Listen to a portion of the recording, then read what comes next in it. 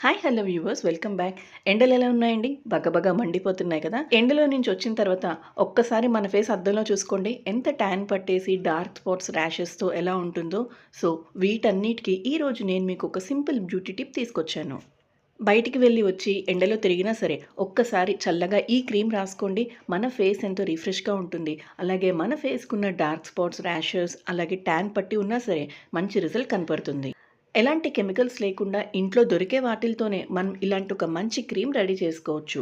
ఈ క్రీమ్ ఫేస్‌కి అప్లై చేసుకొని ఒక 10-15 మినిట్స్ మసాజ్ చేసుకోండి. ఫేస్ ఎంతో రిఫ్రెష్‌గా ఉంటుంది. అలాగే మనకి కూడా మంచి రిలాక్సేషన్ ఫీల్ ఉంటుంది.